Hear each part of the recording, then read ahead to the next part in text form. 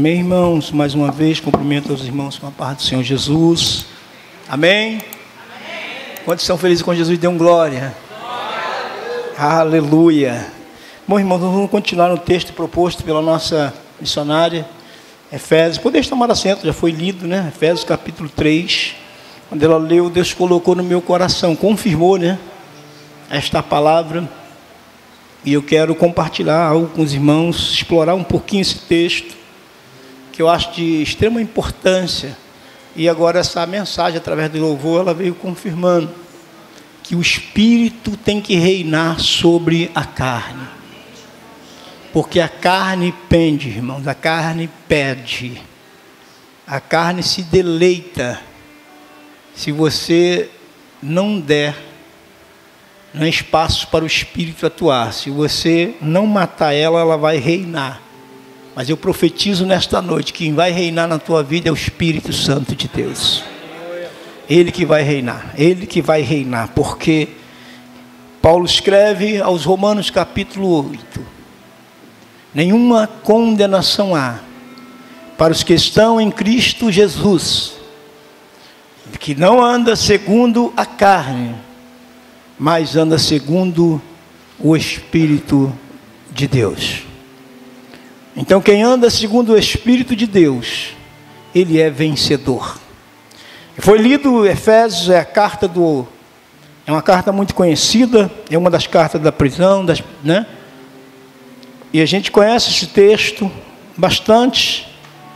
E foi dito num versículo, lido aqui com os irmãos: por esta causa me ponho de joelho diante do Pai. E a gente começa a meditar nesse primeiro versículo. É Paulo dizendo, não sou eu.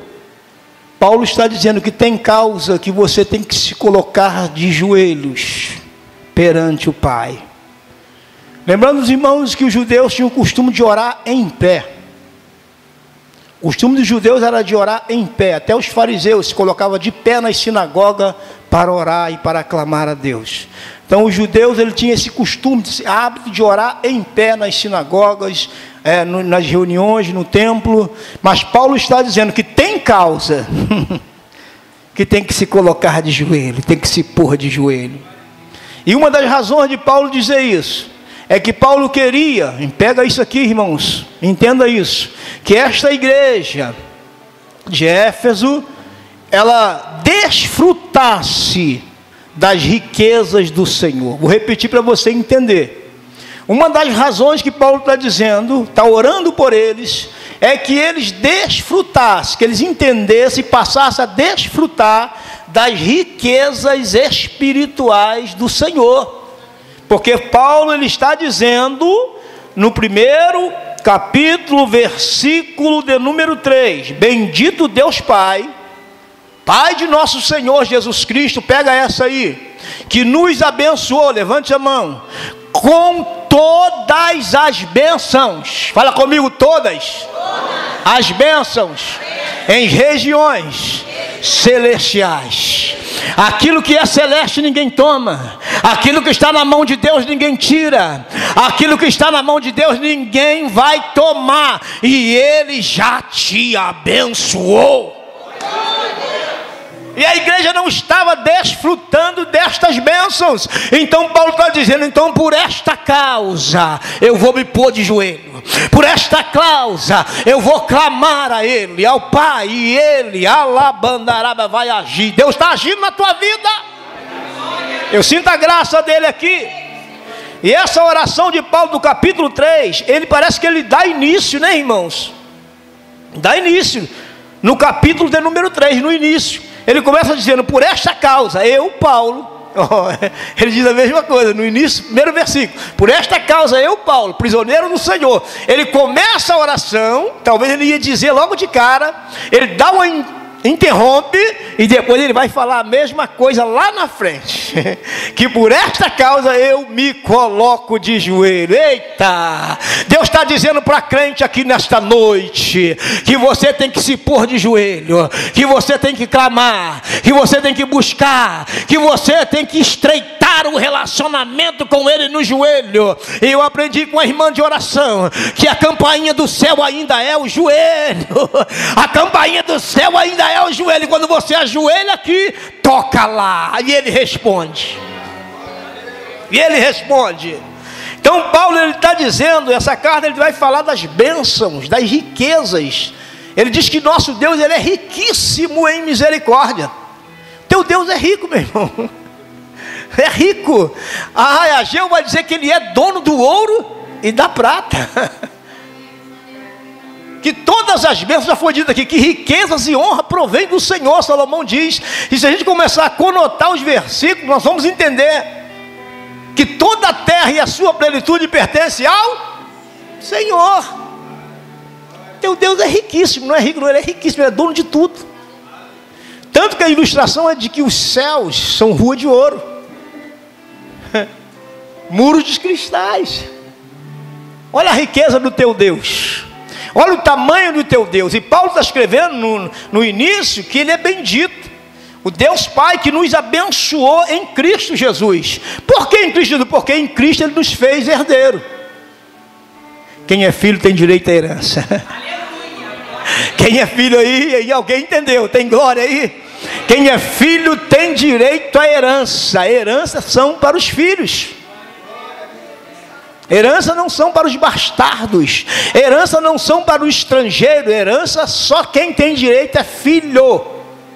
E para o filho receber a herança, o testador tem que morrer. Você vai dar um glória agora. O teu herdeiro morreu, mas ao terceiro dia ele ressuscitou. Ele morreu na cruz e nos fez co-herdeiro com Cristo. O próprio Paulo diz. Então diga assim: eu tenho direito à herança porque sou filho do rei. Cadê os filhos do rei nesta noite? Cadê os filhos? Você tem direito à herança mesmo. Está entendendo hoje aí? Você está entendendo? Você não é qualquer um, ele te comprou com sangue. Olha o que o texto diz: não é com prata nem com ouro, porque essas coisas se corrompem, mas é com sangue carmesim. Nele não há corrupção. O glória. Então você tem um dono. Espírito Santo, Paulo escreve que ele é o penhor da nossa salvação. O que é penhorar? É comprar e não levar e deixar o penhor. Ó, que coisa interessante. Então Cristo veio e morre, compra a igreja, mas não leva. O Espírito Santo ficou como promessa, como garantia. Alguém está entendendo isso aqui? A garantia de que ele voltará para buscar a sua herança. Meu Deus, alguém entendeu aqui? Comprou, pastor, mas eu ainda estou aqui na terra. Mas ele vem te buscar porque você tem um dono. Ele vem buscar a igreja lavada e remida no sangue do Cordeiro. Ele vem buscar aquilo que ele comprou com o teu sangue. Espírito Santo, enquanto é isso, vai nos guiar, vai nos direcionar. O Espírito Santo está na terra guardando a igreja desse mundo mau, porque um dia aquele que é dono vem buscar. Ele vem buscar aquilo que ele comprou. Quem está entendendo da glória nesta noite? Ele vem te buscar. Meu Deus, isso é forte. Então essa carta, irmãos, ela vem dizer das bênçãos de Deus, das riquezas de Deus. Todo crente é rico. Pode não ter R$1 no bolso, mas ele é rico. Que a riqueza dele não provém da terra, provém do céu. Aleluia. A tua riqueza provém, já foi dito aqui, das janelas do céu. Olha só. Janela não se abre por fora, sim ou não? Só se abre por dentro. A porta você consegue, janela não. Janela só se abre pelo lado de dentro. E só Ele pode abrir as janelas do céu. Quem está entendendo aí está pegando. Se for fiel, tem janela aberta. Tem riquezas, tem bênçãos, tem vitória, tem milagre, tem agir, tem provisão. Alguém está pegando nesta noite aí? Alguém entrou precisando de uma provisão, do mover de Deus? Tem para você. É só crer. Vou liberar o que Jesus liberou para Marta. Marta, se tu creres, tu verás a glória de Deus. Efésios está dizendo, irmão, que Ele já nos abençoou. Eu não serei bendito, eu sou bendito, em nome do Senhor Jesus. Ele já nos compraste com o teu sangue, aleluia. Ele já nos comprou, Ele já se sacrificou por nós. Então você agora tem que se alegrar no Senhor, aleluia. Quer um versículo para você ser bem alegre, ser bem sorridente? Alguém está dizendo, mas esse aí está na prova, esse aí está lutando aí, não consegue ter êxito aqui, está lutando ainda, está porfiando. Mas Paulo diz, alegrai-vos. Filipenses 4:4, alegrai-vos no Senhor. Outra vez vos digo, alegrai-vos. Quem está entendendo nesta noite? A luta está aí, pastor, a provação está aí, a guerra está aí, mas eu tenho que ter alegria no Senhor, porque a minha alegria não consiste da terra, ela vem do céu. E deixa eu te dizer algo, a alegria não é um momento, não é uma circunstância, a alegria é uma pessoa. A alegria é Jesus. Quem tem um louvor, quem tem Jesus tem tudo. Tudo. Então Paulo, ele entende muito bem isso, irmãos. Por várias vezes Paulo diz, se eu me gloriar, me gloriarei no Senhor. Oh glória. Me gloriarei no Senhor. Olha Efésios 2, versículo 4. Se você está com a tua Bíblia aí, o que está dizendo? Mas Deus, meu Deus, é forte isso aqui. Mas Deus, capítulo 2 de Efésios, versículo 4. Mas Deus, sendo rico, tem tradução que é riquíssimo, em misericórdia, por causa do grande amor com que nos amou, estando mortos em nossos delitos, nos deu vida juntamente com Cristo. Meu Deus, é muito forte isso aqui. Ele transferiu riqueza para o nosso nome, irmãos. Oh glória. Ele chancelou. Ele agora assinou, tem direito. Ele é rico. E Ele nos amou tanto que Ele nos fez co-herdeiro. Alguém está entendendo? Pode dar glória nesta noite? Versículo 2, capítulo 2, no primeiro versículo, diz que Ele nos deu vida. Oh glória. Estávamos mortos em nosso delito de pecado, e agora estamos, quem está vivo aí? Estamos vivos. Por isso que a igreja de Jesus, ela é viva. Quem está vivo dá glória. Meu Deus, a igreja é viva, o teu Deus é vivo. E às vezes nós estamos aí como que mortos. Então, queridos, alegrai-vos, se sinta vivo, se sinta alegre, cheio do Espírito, porque o teu Deus é vivo, a igreja é viva. Oh glória, eu sinto a graça dele aqui. Estávamos mortos, mas Ele nos deu vida.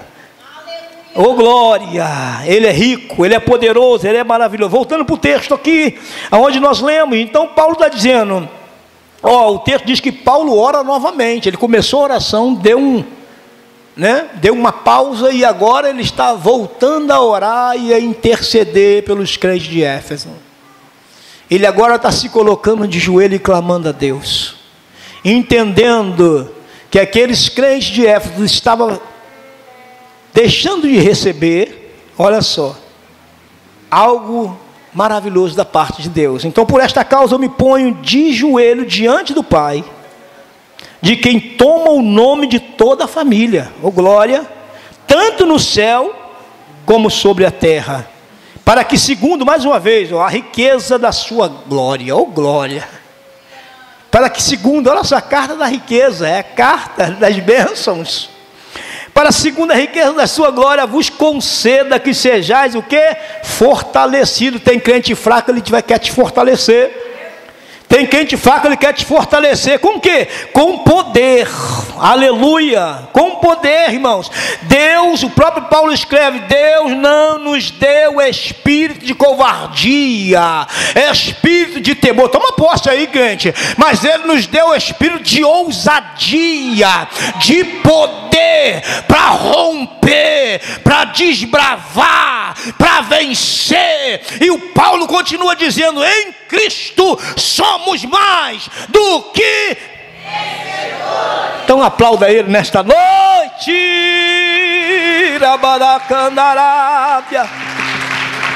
Oh meu Deus, aleluia. Ele continua a discorrer: e assim habite em Cristo, assim habite Cristo no vosso coração, pela fé. Meu Deus, estando-vos arraigado e alicerçado em amor. É o que falta na igreja, amor. O pregador de ontem no culto jovem, ele disse, você não me conhece, então ninguém me deve nada. Aí todo mundo, não, ninguém te deve não. Ele deve. Achei interessante. Mas devemos o quê? O amor. Que Jesus diz, não devais coisa alguma a ninguém, a não ser o amor. E olha o que ele diz, e todo mundo ficou assim, é verdade, é bíblico isso aí. Fala para o teu irmão assim, você tem que me amar mais. Fala para ele aí. Eita, tem que me amar mais, tem que me aturar. Tem que me aturar, isso aí. Tem que me amar, tem que se doar a mim. Oh glória. É, meu irmão, tem que amar. Pastor, mas tem defeito. Mas ama a si mesmo, porque você também tem defeito. Hein? Todos nós temos defeitos. Esquece um pouquinho os defeitos e olha as virtudes, que você vai ter motivo para amar mais o teu irmão. O problema é que a gente foca nos defeitos, mas a gente precisa focar nas virtudes. E todos nós temos virtude em Deus. Todos nós temos dons.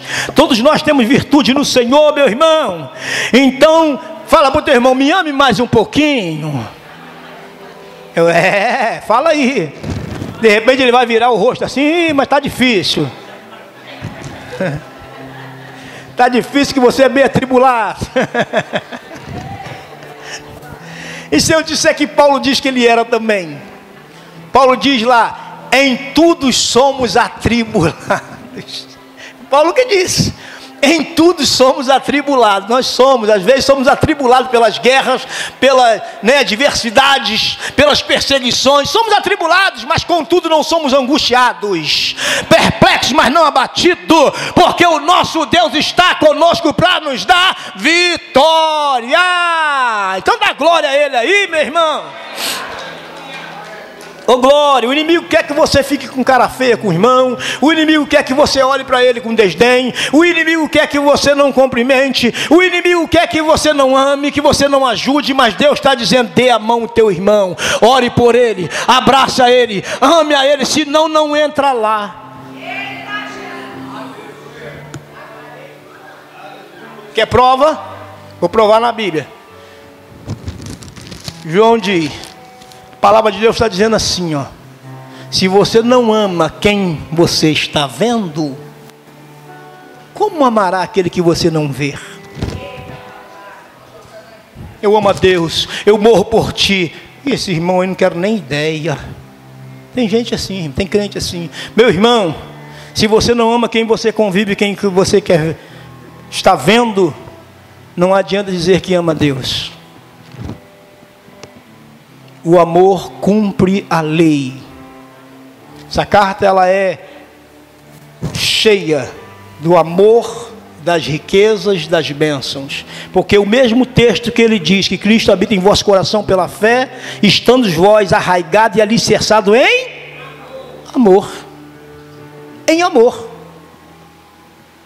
Que coisa linda é o amor. 1 Coríntios 13, você conhece? O amor, tudo. O amor, tudo espera. Tudo crê. Olha só, o amor vai indo aí, ó. O amor, aleluia, ele é tudo isso.